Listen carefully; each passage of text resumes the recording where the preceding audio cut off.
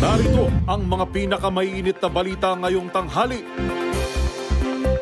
Paghahain ng Certificate of Candidacy ng mga kakandidato sa 2025 midterm elections nagpapatuloy. Amparo petition ni Harry Roque laban sa Quad Committee ibinasura ng Korte Suprema. Magnitude 6.1 na lindol yumanig sa Bagamanok, Catanduanes. Sa MBC TV correspondents, Special Investigating Task Force binuo sa panibago na namang biktima ng hazing sa Nueva Ecija.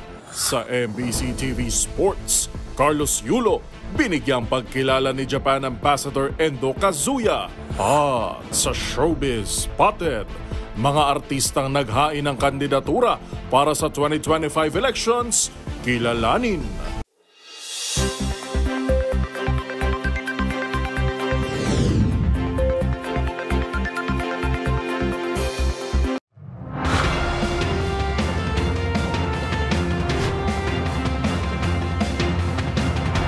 Bawat balita, makabuluhan. Bawat kwento, makapangyarihan. Boses ng Pilipino para sa Pilipino. Live mula sa MBC TV Studio. MBC TV Network News.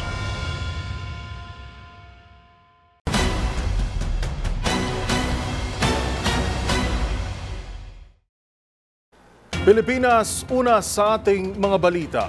Kasama mismo ni Senator Amy Marcos ang kanyang mga anak at ang kanyang ina na dating unang ginang Imelda Marcos sa paghahain ng Certificates of Candidacy para sa 2025 senatorial race. Ito ay matapos siyang umalis sa senatorial lineup ng Alyansa para sa Bagong Pilipinas ng kanyang kapatid na si Pangulong Bongbong Marcos. Ang iba pang detalye ihahatid sa atin live ni Boy Gonzales. Boy.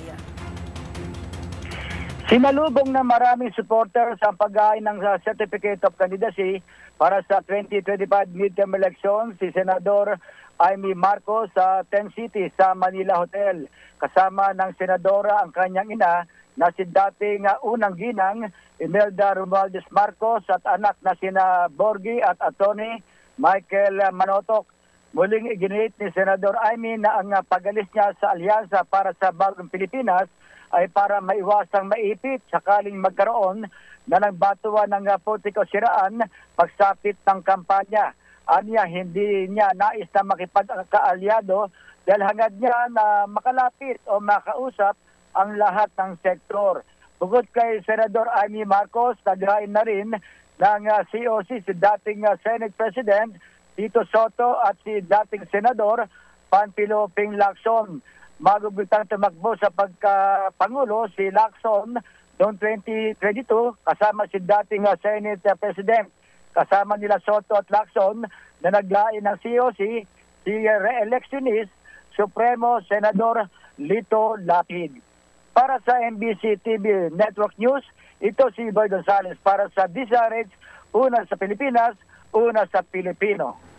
Maraming salamat, Boy Gonzales. Nag-uulat live mula sa Tent City sa Manila Hotel, lungsod ng Maynila.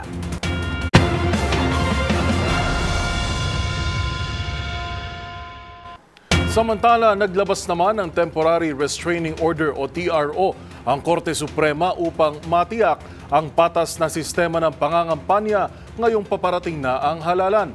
Sa inilabas na TRO, lahat ng kasalukuyang public officials na maghahain ng COC para sa isang party list ay itinuturing ng resigned sa posisyon nito. Ang buong detalye alamin sa report ni Arnold Herrera. Malaking pagbabago ang inaasahan para sa darating na halalan sa 2025.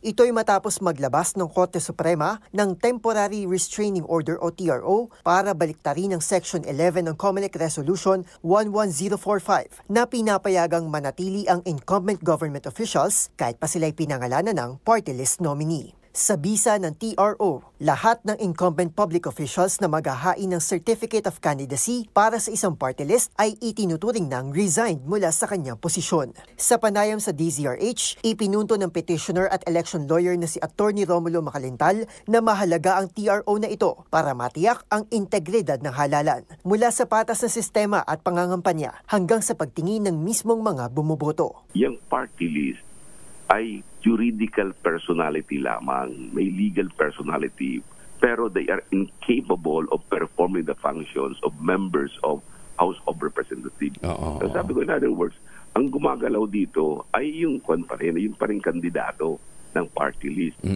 Kaya sila ay government official, ay wala nang pinagkaiba, diba? Public official ka pagkatapos mangangampanya. Hindi naman pwedeng sabihin na hindi mangangampanya yung public official na yun kapag siya na-nominate sa party list, diba? Pero paglilinaw ni Macalintal, ang direktibang ito ay TRO lamang at hindi pa ito ang huling hatol mula sa Korte Suprema. Para sa MBC TV Network News, ito si Arnold Herrera. Una sa Pilipinas, una sa Pilipino.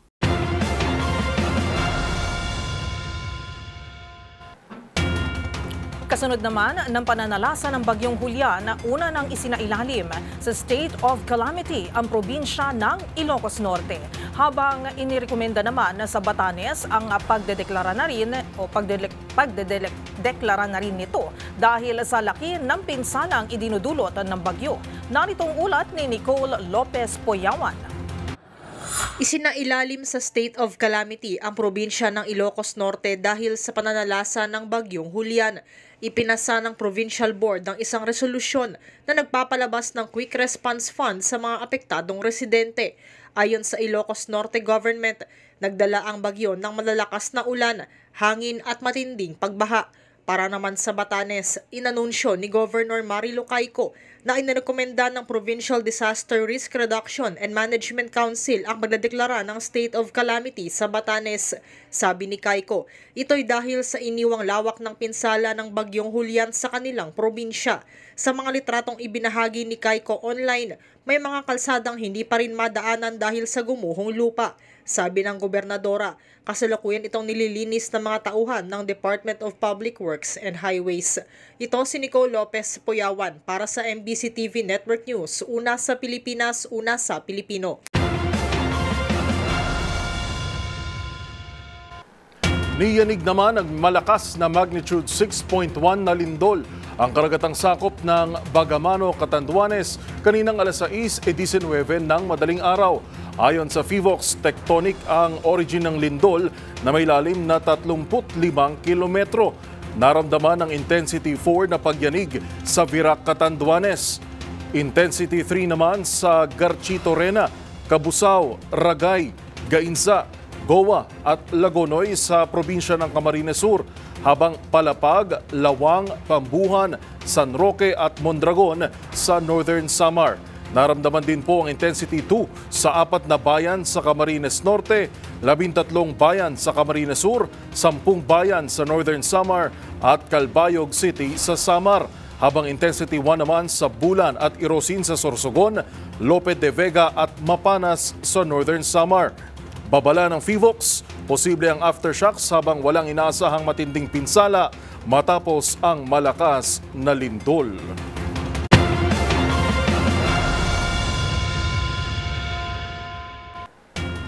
Kasunod naman ng inilabas na hatol na guilty ng Manila Regional Trial Court kahapon sa mga suspect sa pagkasawi ni Horacio Castillo III dahil sa hazing, hindi rin anya madali para sa ama nito na lumaban ng 7 taon para makamit lang ang hustisya. Ang buong detalye sa ulat ni Kyle Bullas.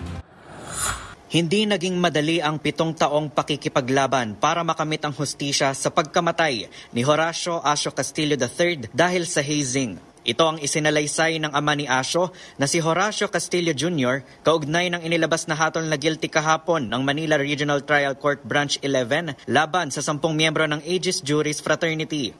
Kwento ni Castillo, may mga pagkakataon aniyang pinanghihinaan na sila ng loob.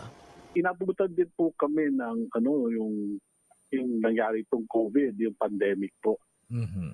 And natigil po yung mga pagdinig ng mga halos 1.5 taon. Mm-hmm. And doon po sa panahon na yon na wala pong nangyayari, marami rin po kayong iisipan during those times po. Mm-hmm. Nagkaroon din po ng time talaga na magtatanong kayo po sa sarili nyo kung hanggang saan ito or kung gaano pa po ito kahaba. Kaugnay nito, iginiit ni Castillo na nabigo ang University of Santo Tomas na protektahan ang kanilang anak. Ito ang tugon ni Castillo sa pahayag ng Dean ng UST College of Law na si Attorney Nilo Divina na hindi naman nagkulang ang paaralan sa pagprotekta sa kanilang mga mag-aaral. Sinabi ni Divina na lagi nilang ipinatutupad ang mga patakaran na nagbabawal sa pagsasagawa ng hazing. Sagot naman ni Castillo, and I think yung sinasabi ng Dean, it's possible na nagkaroon ng violation sa safeguard. Kung sasabihin po nila na sinabi niya na they are may sinabi siya na hindi naman lahat na siguro there's an exception. Mm-hmm. Pero Sir Deo, ang sinasabi po namin, ang naging kapalit po dito ay yung buhay ng anak namin. Mm-hmm. Kahit po iisa lang yung buhay ng anak ko, importante po siya sa amin. He is not a statistics or a casualty. Buhay po namin mag-asawa yung anak namin. Nanindigan ng ama ni Asio na kailangang magsalita ang pamunuan ng UST at kailangang may managot sa kanila dahil sa pagsasagawa ng hazing ng aegis juris bilang initiation right. Ani hindi lang naman ito isang beses nangyari at napatunayan ng may iba pang kaso ng hazing noon. September 17, 2017, nang ideklarang dead on arrival ang 22 anyos na UST Law freshman na si Asio nang isugod siya sa Chinese General Hospital ng mga miyembro ng aegis juris pagkatapos ng ginawang hazing sa kanya. Para sa MBC TV Network News, ito si Kyle Bulias, una sa Pilipinas, una sa Pilipino.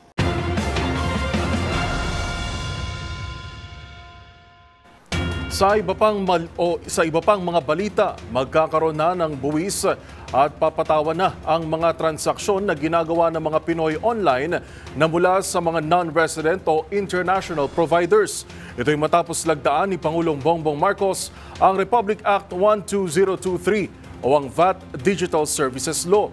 Ang buong detalye ihatid sa atin ni Leth Narciso. Ganap ng batas ang pagpapataw ng buwis sa digital goods and services ng international providers. Sa isang seremonya sa Malacanang, nilagdaan ni Pangulong Ferdinand Marcos Jr. ang Republic Act 12023 o VAT Digital Services Law. Sa ilalim ng bagong batas, papatawan ng 12% VAT ang mga transaksyon na ginagawa ng mga Pilipino online mula sa mga non-resident digital service provider. Inaamyendahan nito ang ilang mga probisyon ng National Internal Revenue Code na magsasaayos ng pagkolekta ng buwis para makatulong sa ekonomiya. Nakatuon ito sa mga digital platforms at service providers na nagbibigay ng mga serbisyo tulad ng streaming services gaya ng Netflix, Google at Spotify, gayon din ang online advertising, e-commerce platforms, cloud services at iba pa. Sa kanyang talumpati, binigyang diin ni Pangulong Marcos na kailangang tugunan ang gap sa sistema ng pagbubuwis na nilikha ng digital services. Katwiran ng Pangulo, kakumpetensya ng lokal na mga negosyo ang international digital platforms na kumikita sa mga Pilipino, kaya naman nararapat lang na buwisan rin ang mga ito. If you are reaping the rewards of a fruitful digital economy here, it is only right that you contribute also to its growth. After all, whether you are a small tech startup or a global tech giant based halfway around the world, if you are making money here in the Philippines, you are part of our community.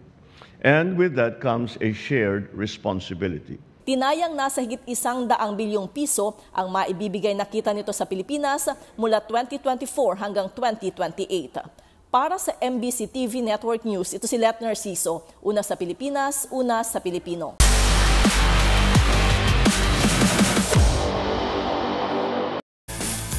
Sa mundo ng gymnastics, tumanggap ng pagkilala sa Filipino gymnast at two-time Olympic gold medalist Carlos Yulo mula kay Japan Ambassador to the Philippines Endo Kazuya. Sa isang dinner celebration, binigyang halaga ng opisyalang kontribusyon ni Yulo pagdating sa sports. Ang mga pangyayari tutukan sa report na ito. Binigyang pagkilala ni Japan Ambassador to the Philippines Endo Kazuya sa Filipino gymnast at two-time Olympic gold medalist Carlos Yulo sa ginanap na dinner celebration sa bahay mismo ng Japanese Ambassador kagabi. Sa kanyang maikling speech, binigyang diin ni Kazuya ang natatanging kontribusyon ni Yulo pagdating sa sports at sa relasyon ng mga bansang Pilipinas at Japan.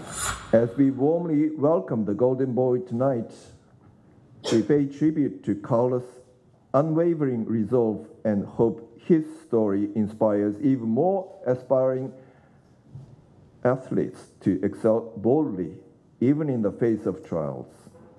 Carlos, this night belongs to you as we honor the hard work and sacrifices you have made for the gold and your goals. May your 2 medals always remind you of the 2 countries you've made prouder and closer with your exceptional achievements. Mabuhay ka, Carlos Egeo Yulo. Maliban kay Yulo, dinaluhan din ni Philippine Gymnastics Chief na si Cynthia Carrion ang maikling seremonya. Samantala, nag-iwan naman ang mensahe ng pasasalamat si Yulo sa kanyang mga natutunan sa pananatili nito sa Japan. I just wanted to say thank you so much for the love and support that you gave me and for the other athletes. Of course, Japan is like really special to my heart, and it really helped me to boost my gymnastics and of course my personality as well. And I'm really grateful for the people that I met there and learned skills, their culture, how they speak, how they move. Like, I'm really grateful for that. Magugunitang taong 2016 nang tanggapin ni Carlos ang offer ng Japan Olympic Association na training sa ilalim ng kanilang scholarship program. Ito ang naging dahilan para lumipad dito ng Japan para mag-aral sa Teikyo University sa Tokyo at makapagtapos ng Associate's Degree in Literature taong 2022.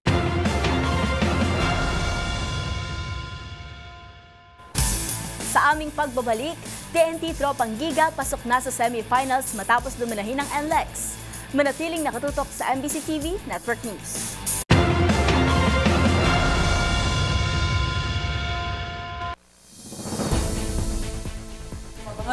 Carlos Yulo, bahagi na rin ng Philippine Navy. Mga kakaibang nag-file ng COC, hindi nagpahuli. Sa MBC TV Sports, TNT pasok na sa semifinals matapos talunin ang NLEX. At sa Showbiz Spotted, Marco Gumabaw, Enzo Pineda at Ayon Perez, naghain na rin ng kandidatura para sa 2025 elections. Vlogger na si Rosmar Tan, tatakbo rin. Lahat ng yan sa pagbabalik ng MBC TV Network News.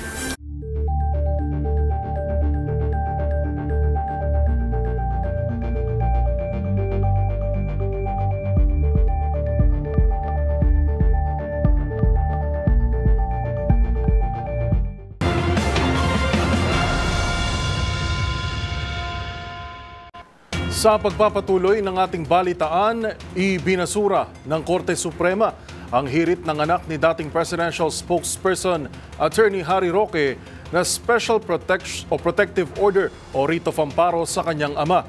Kaugnay ito sa contempt at arrest order na ipinataw ng House Quad Committee. Ayon kay Supreme Court spokesperson Camille Ting, ang writ na hinihirit ni Roque ay hindi maaaring i-apply sa kanyang sitwasyon. Paliwanag ni Ting, limitado lamang kasi ito sa extrajudicial killings at kung may banta sa buhay na malayo sa sitwasyon ni Roque. Inatasan naman ng Korte Suprema ang Quad Committee na magsumite ng komento sa petition for prohibition sa loob ng 10 araw.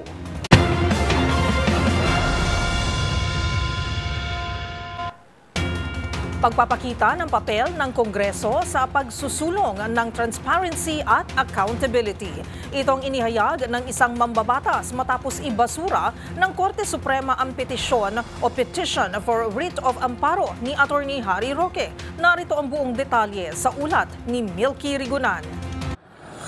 Winelcome sa Kamara ang pagbasura ng Korte Suprema sa petition for a writ of amparo ni Attorney Harry Roque. Sa petisyon ni Roque, pinalagan nito ang contempt order na isinampa sa kanya ng Quad Committee. Ayon kay Lanao del Sur Representative Zia Alonto Adjong, pagkilala ito ng Korte Suprema sa legislative powers ng Kongreso, lalo na ang pagsasagwa ng inquiries in aid of legislation. Sabi ni Adjong, mahalaga ang mga investigasyon sa dalawang kapulungan ng Kongreso para umiral ang transparency and accountability accountability sa paghahanap ng katotohanan. Una rito, dumulog si Roque sa Korte Suprema para questionin ang utos na arestuhin siya dahil sa contempt charges ng Quadcom. Sa ruling ng Supreme Court, ang writ of amparo ay hindi solusyon laban sa mga congressional attempt at detention orders. Binigyang din ni Adjong sa pagpanig ng Korte Suprema sa Kamara, pinalakas nito ang kapangyarihan ng Kongreso na magsagawa ng mga pagdinig para masiguro na mga opisyal ng gobyerno ay mapapanagot kapag lumabag sa batas. Para sa MBC TV Network News, ako si Milk Rigunan, una sa Pilipinas, una sa Pilipino.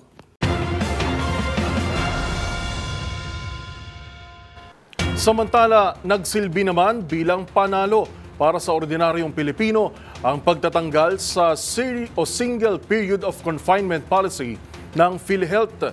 Sa ilalim kasi ng polisiyang ito, hindi pinapayagan na mag-claim ng benepisyo ang isang miyembro para sa parehong sakit sa loob ng 3 buwan na ayon kay Senator Bongo ay anti-poor at anti-people. Narito ang buong ulat sa report ni Raymond Dadpaas.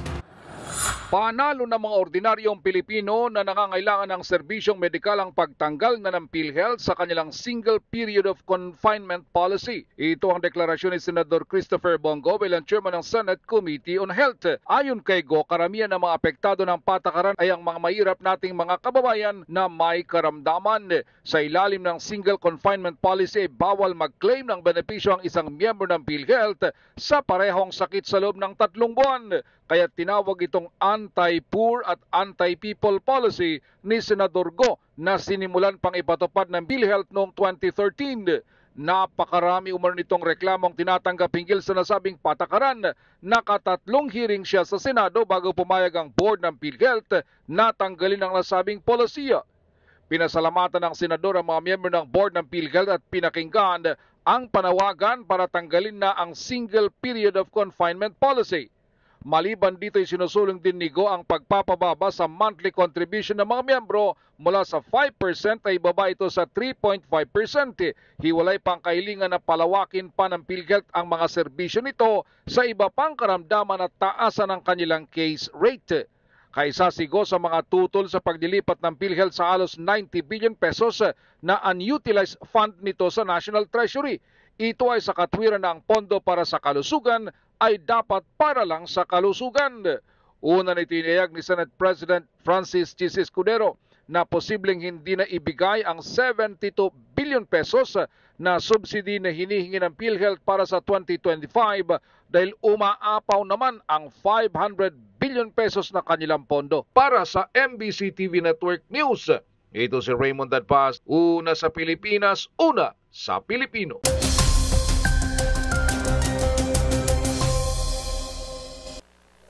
Pilipinas nag-downgrade na nga sa typhoon category sa Bagyong Julian kaninang alas 2 ng madaling araw. Huli itong namataan sa layong 265 kilometers west-northwest ng Itbay at Batanes. Taglay ang lakas na 165 kilometers per hour habang mabagal na binabagtas ang direksyong north-northeast pabalik ng Philippine Area of Responsibility. Sa datos ng Pag-asa, sadyang malikot ang nature nitong si Julian dahil magbabago-bago ang paggalaw nito once na maglandfall ito sa southwest coast ng Taiwan mamayang gabi o bukas ng umaga. Malaking factor po dito ang kawalan ng ibang dominant weather system sa ating bansa, kung kaya free-flowing ang pagkilos nito.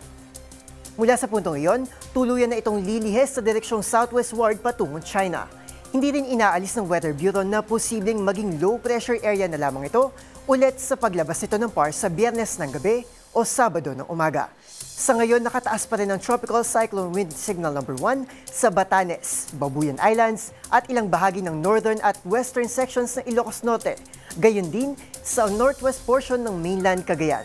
Samantala, silipin naman natin ang naging initial aftermath ng Super Bagyong Julian sa Northern Luzon.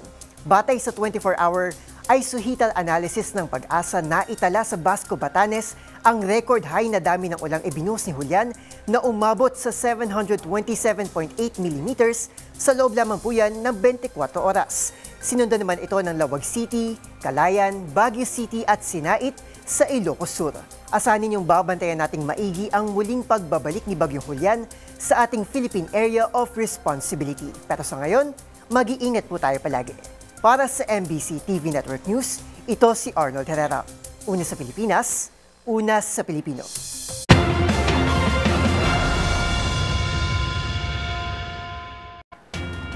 Isa na ring ganap na Philippine Navy Reservist si two-time Olympic gold medalist Carlos Yulo. Ayon kay Yulo, umaasa itong magbibigay itong halimbawa sa ibang mga kabataan na kaya rin nilang magsilbi para sa bayan. Narito ang ulat ni Edniel Parosa. Kinuha na ng hukbong dagat ng Pilipinas ang two-time Olympic gold medalist na si Carlos Yulo bilang bago nitong reservist. Binigyan ng Philippine Navy ang Pinoy gymnast ng ranggong Petty Officer First Class sa seremonyang isinagawa sa headquarters sa Maynila. Ayon kay Yulo, ang pagkakatala bilang Navy reservist ang isang pagkilalang hindi niya inaasahang makakamit sa kanyang buhay. Umaasa ang atleta na sa pamamagitan ng sports, may papakita niya sa kabataang kaya nilang magsilbi sa bayan. Sa mensahe naman ni Philippine Navy Flag Officer in Command, Toribio Adasi Jr., tiwala siyang gaya ng naipamalas ni Yulo sa palakasan. Makasasama ito sa hanay ng mga individual na iaalay ang kanilang sarili para sa bayan. Samantala, sa ibang balita, binisita naman ng isa ring atletang reservist naman ng Philippine Air Force na si Heidelin Diaz sa Education Secretary Sani Angara para talakayin ang plano niyang pagtatayo ng amateur weightlifting clinic sa mga paaralan. Hinihilot ngayon ng Olympic gold medalist ng DepEd na magkaroon ng weightlifting sa palarong pambansa. Ito si Edniel Parosa, nag-uulat para sa DZRH. Una sa Pilipinas, una sa Pilipino.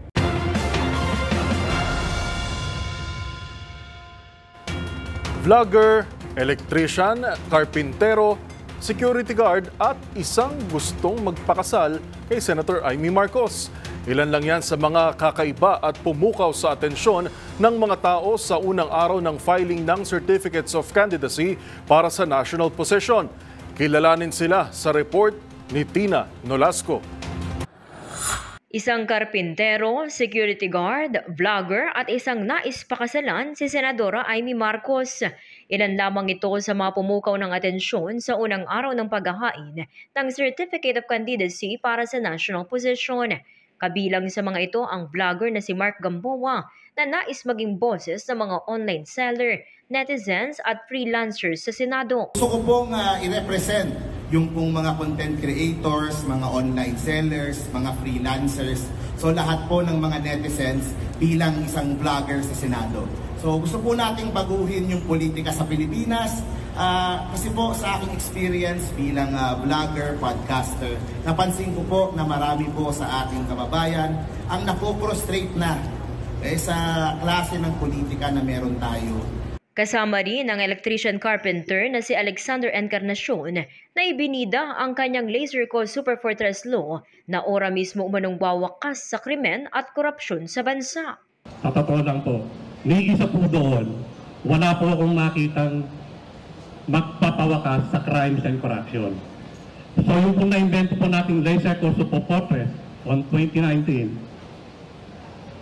ora mismo po, titigil po kaagad ang illegal drugs at once ang corruption. Kaya nga dito po ako, nagbabakasakali para kung tayo po ay manalo bilang senador, isa sa bakas po yung concept po ng Laser Co Super Fortress. Agaw atensyon din ng security guard na si Pil de los Reyes na naka-uniform pa nang muling maghain ng COC matapos ideklara noon bilang nuisance candidate o panggulong kandidato. Ayon kay Reyes, kwalipikado siyang tumakbo bilang senador at nakahanda siyang magserbisyo sa kapwa mahihirap. Aanin po natin yung yaman o yung mga mayayaman na tumatakbo at sila lang nauupo. At pag nakaupo na, walang pipi at bingi na. So ako po ay magserbisyo at magkaroon ng tunay na malasakit sa kapwa.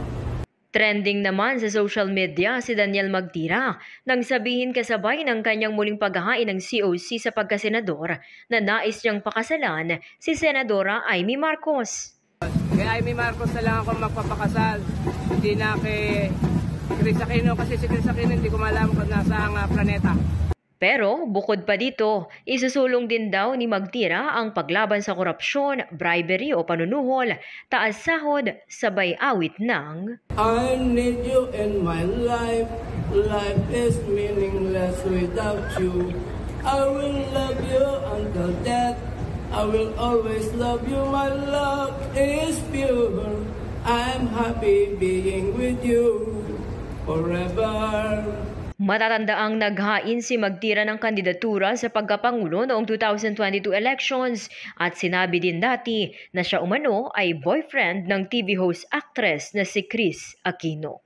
Para sa MBC TV Network News, ito si Tina Nolasco, una sa Pilipinas, una sa Pilipino.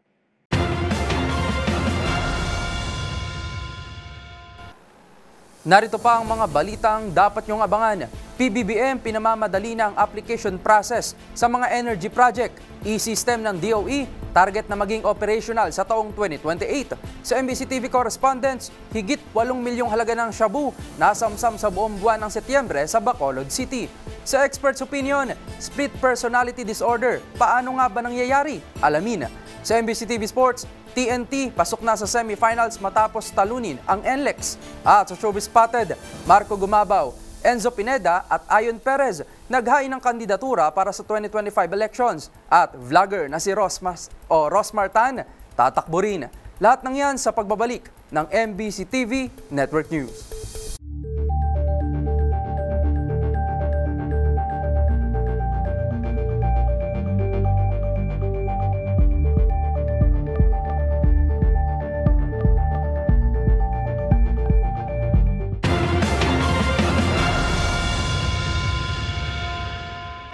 Pinamamadali naman ni Pangulong Bongbong Marcos sa Department of Energy o DOE ang proseso nito sa energy project tulad ng Energy Virtual One-Stop Shop o ang e-system ng ahensya na target na maging operational sa taong 2028. Pakinggan natin ang report ni Rose Babiera. Ipinag-utos ni Pangulong Bongbong Marcos sa Department of Energy o DOE na pabilisin ang proseso ng mga energy projects sa bansa. Sa isang sectoral meeting sa Malacanang, nagbigay ng direktiba ang Pangulo na trabahuin ng DOE ang integrasyon ng lahat ng aplikasyon at permit sa Energy Virtual One-Stop Shop o EVOS, ang e-system ng ahensya upang masimulan at umusad na ang proseso nito.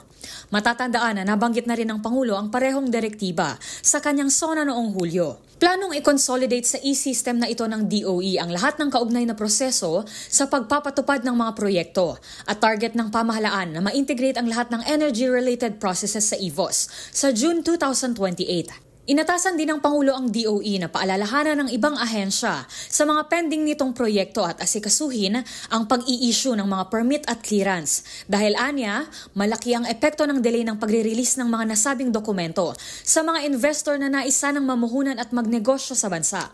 Tugon naman ni Energy Secretary Rafael Lotilla, handa namang umangkop ang ahensya sa mga rekomendasyon ng Pangulo at siniguro na ito ay maiimplementa. Nagsimulang tumanggap ng mga aplikasyon sa EVOS noong July 2020 at sa kasalukuyan, 56 sa 103 rito ang na-integrate na sa system. Sa ngayon, patuloy ang paglulunsad ng DOE ng mga focus group discussion, consultation at information campaign para mapabilis ang full operationalization ng naturang e-system. Para sa MBC TV Network News, ito si Rose Babiera. Una sa Pilipinas, una sa Pilipino.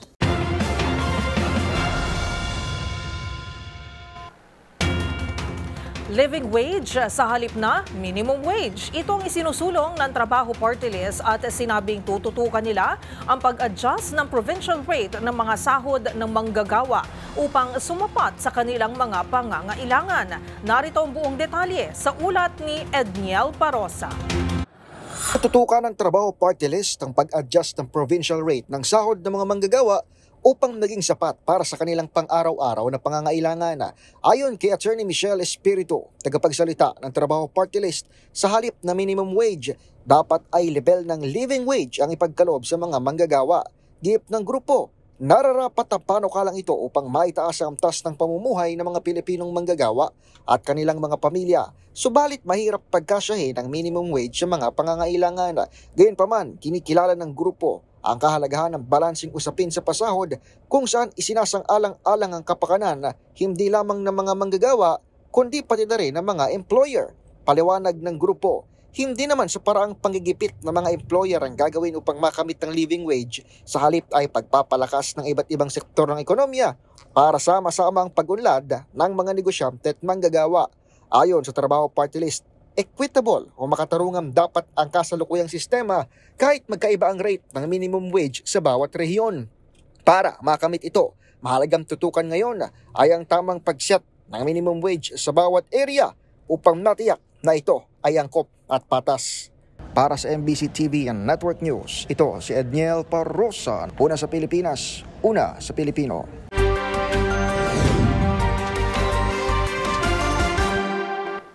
Bumuo naman ang Special Investigating Task Force o SITG ang Nueva Ecija dahil sa panibagong kaso at biktima ng hazing sa naturang probinsya. Yan at ang iba pang rumarapidong balita mula sa probinsya, hatid ng iba't ibang istasyon sa ilalim ng MBC Media Group.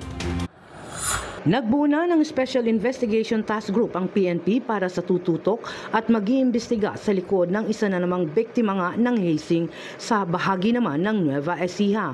Ito ang ipinahayag ng Chief of Police ng Bayan ng Jaen na si Police Major Herbert Ocumen. Pangungunahan ito ng DRDO para agad na mapanagot ang nasa likod at malinawan ang pagkamatay ng 18 anyos na high school student ng San Pablo National High School sa Bayan ng Jaen na si Ren Joseph Bayan. Matatandaang nitoong Setyembre 29, pasado alas 10 ng gabi, dinala ng dalawang lalaki sa bahay ng biktima ang wala ng buhay na si Ren Joseph Bayan. Halos nangingitim na ang mga hita nito sa tindi ng mga tama ng matigas na bagay na pinalo sa kanyang hita.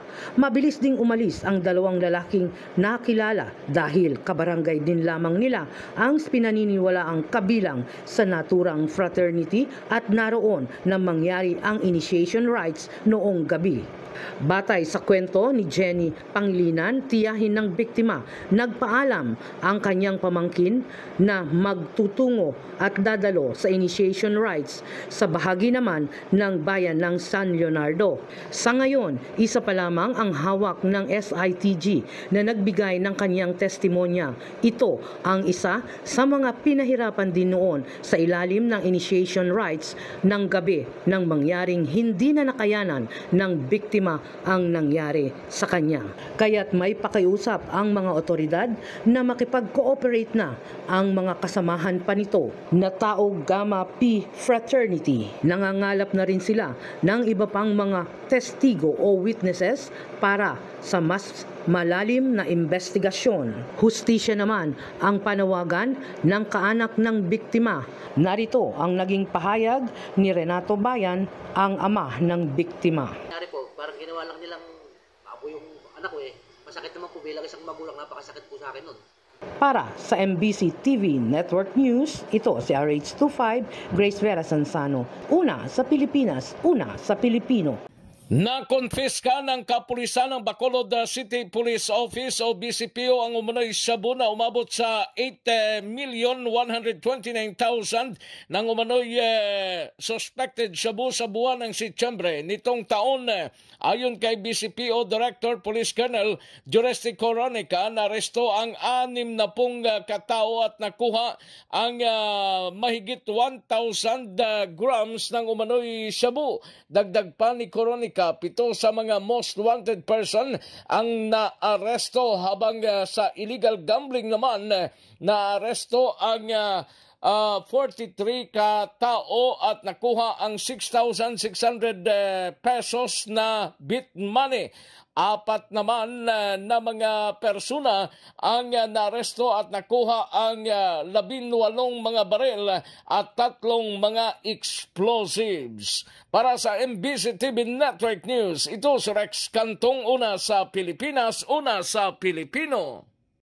Ang 10th All First Infantry Brigade sa koordinasyon ng Provincial Local Government Unit ng Davao de Oro at Calinaw Southeastern Mindanao Region ay nag-host ng kauna-unahang Calinaw Former Rebel Summit noong Setyembre 29 hanggang 30, 2024 sa Hirubin Hotel, Tagum City, Davao del Norte. Ang aktibidad ay patungo sa pagpapanatili sa insurgency-free status. Sa gayon ay maprotektahan ang lalawigan mula sa muling pagkabuhay ng Communist Terrorist Armed Group. Ang Calinaw ay group grupo ng mga dating rebelde na sumuko sa gobyerno at ngayon ay aktibong katuwang ng gobyerno para sa pagpapanatili sa kapayapaan. Ang aktibidad ay nilahukan ng humigit kumulang na 250 na dating rebelde na nagmula sa lahat ng mga munisipalidad ng Davao de Oro na pawang natuwa sa presensya ni Gobernador Dorothy Gonzaga at Congressman Ruel Peter Gonzaga. Kinatawan ng 2nd District ng Lalawigan na kapwa muling pinagtibay ang kanilang pangako na suporta sa pagbuo ng kapayapaan at kaunlaran sa lalawigan. Gayon din si Brigadier General Ronnie Babak, 1001st Brigade Commander, ay naghatid din ng isang pangunahing address na nagbabahagi ng mahalagang pananaw sa papel ng militar sa pagtiyak ng kapayapaan at pagkasundo. Para sa MBC TV Network News, ito si June Suter. Una sa Pilipinas, una sa Pilipino.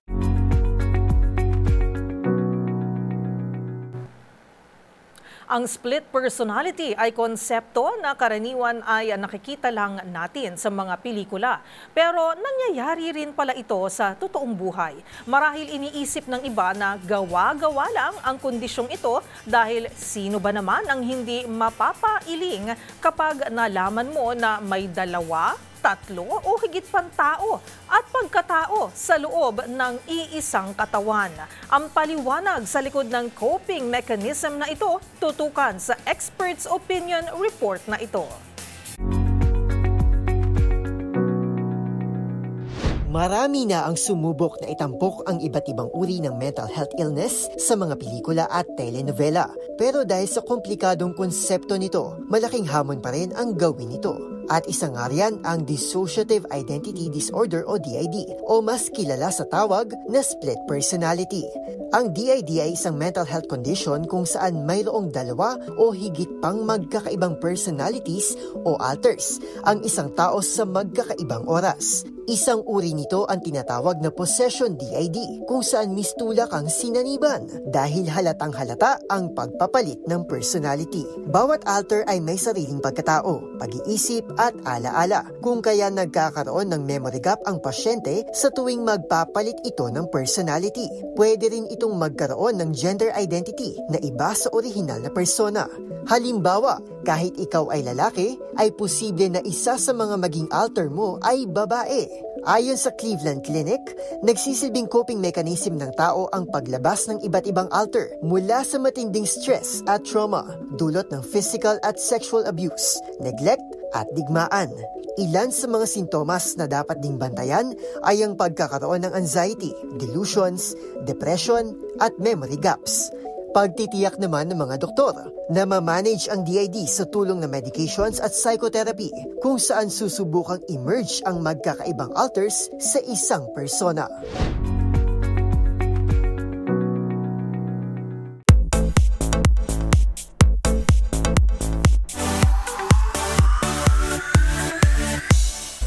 From showbiz to politics. Sa unang araw ng paghahain ng COC, ilang sikat na personalidad ang nasilayan. Merong mga aktor, isang TV host at social media personality. Kung sino-sino sila, kilalanin sa report ng ating Showbiz Angel. Sasabak na rin sa politika ang mga aktor na sina Marco Gumabaw at Enzo Pineda. Gayon din ang TV host na si Ayon Perez. Sa unang araw ng paghahain ng Certificate of Candidacy o COC para sa 2025 elections, nakumpirma ang pagtakbo ni Marco bilang 4th District Representative ng Camarines Sur. Full support naman sa aktor ang kanyang girlfriend na si Christine Reyes. Pagkakonsehal naman sa ika-5 distrito ng Quezon City ang target ni Enzo Pineda. Kasama niya rin dito ang nobyang aktres na si Michelle Vito nang maghain ng kandidatura. Ang It's Showtime host namang si Ayon Perez, tatakbo bilang konsehal ng Concepcion Tarlac. Una riyan nanumpa bilang bagong miyembro ng Nationalist People's Coalition Party si Ayon. Samantala, bukod sa mga ito, hot topic din online ng social media personality at negosyanteng si Ros Martan. Ang content creator naghain ng kandidatura para maging konsehal sa unang distrito ng Maynila. Habang si Arjo Atayde na may for re-election bilang congressman sa unang distrito ng QC ang target. Para sa MBC TV Network News, ito pang Showbiz Angel Angelica Cosme. Una sa Pilipinas, una sa Pilipino.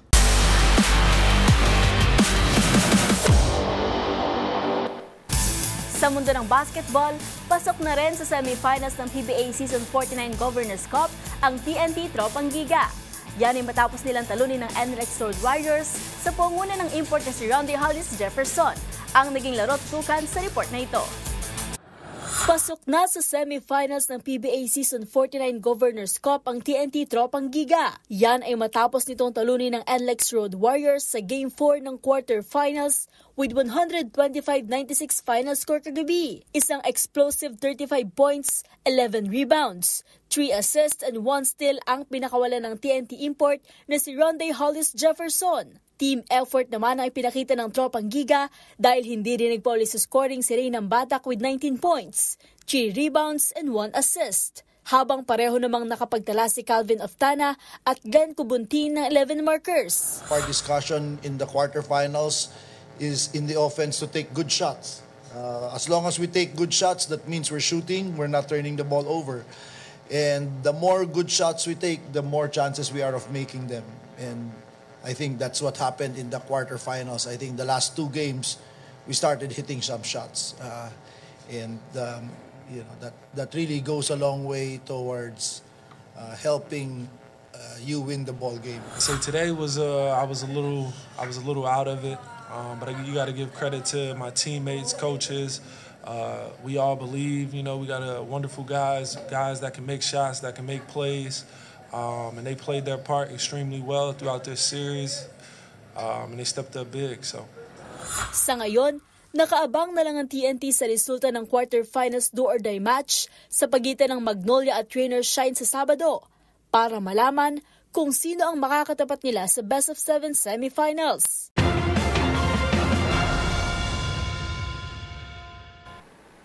At yan ang mga latest updates sa mundo ng sports. Para sa MBC TV Network News, ito si Millie Borja, una sa Pilipinas, una sa Pilipino.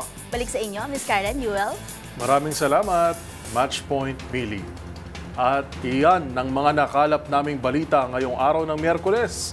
Bago lamang tayo magtapos, meron na lamang po tayong 84 na araw, 84 days bago ang Pasko. Ito po si Yuel Reyes. At ako naman po si Karen Oyong. Magkita-kita tayong muli bukas sa araw na po ng Huwebes para sa mga balitang makabuluhan, mga kwentong makapangyarihan. Hatid ang boses ng Pilipino para sa Pilipino. Ito ang MBC TV Network News. Una sa Pilipinas, una sa Pilipino.